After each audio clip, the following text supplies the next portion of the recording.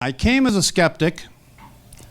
I may have stayed too long, or perhaps I realized that despite 8,000 hours of training at Boston University Medical Center and the National Institutes of Health,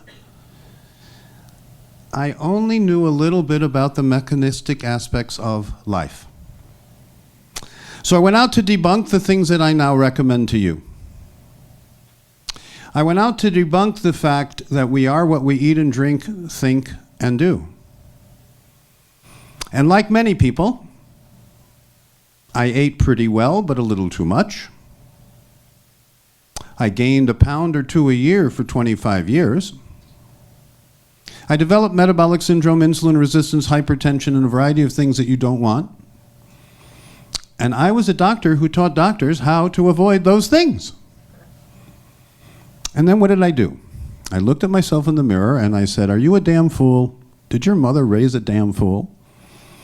So you're seeing a person who is 2/3 of his previous mass weight. And while I've lost the weight, I don't plan to find it.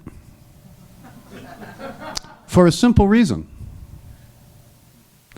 Everything is different. I now get better restorative sleep. I now remind myself, or have a device that reminds me, to do the things that I know I want to do, but I often forgot to do. Now, for full disclosure, my son is a Traeger medical massage practitioner and a Thai massage specialist. So I have access to many of the things that help me feel and function better. I am willing to invest now in my kitchen, in my bedroom and bathroom, so that I don't have to invest in the hospital. And yes, I have enough credentials that most people consider me well-trained, and I'm cross-trained in a half a dozen different disciplines, and every one of them taught me things that I was preaching better than practicing. And guess what? It's what you do, not what you aspire to, that actually makes a bigger difference. So my message is very simple. Live in harmony with your nature, eat the things you can eat, digest, assimilate and eliminate without immune burden. And by living in harmony with your nature, of course, you will be mentally and physically active. Of course, you will make yourself enough of a priority because, let me check, do you want to live? For me, it was as simple as looking at myself several days in the mirror in the morning, which is the only time I look at myself in the mirror, but I looked at myself in the mirror and I said, do you want to live? And of course, I had all the chatter like people did about, well, yes, kind of, blah, blah, blah, blah, blah. There's much more to this, but the essence is simple. We have overlooked those things that add great value, both to duration and quality of life, in favor of the novel, elegant, unproven, and it turns out often collaterally ineffective or ineffective, to be polite, therapies.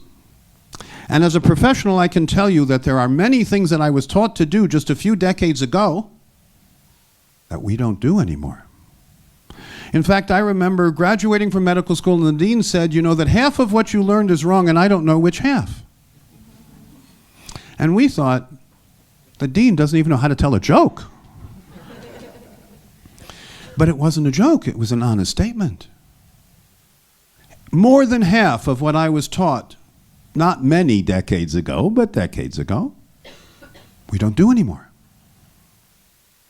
And most physicians, frankly, have not been taught to think about the individual. They have been taught to read the numbers and treat as if the paper, rather than the person, was more important. So find yourself a functional, holistic, integrative, personal care, primary care, caring, and competent physician. And if you don't have one next door, check with us. Thank you.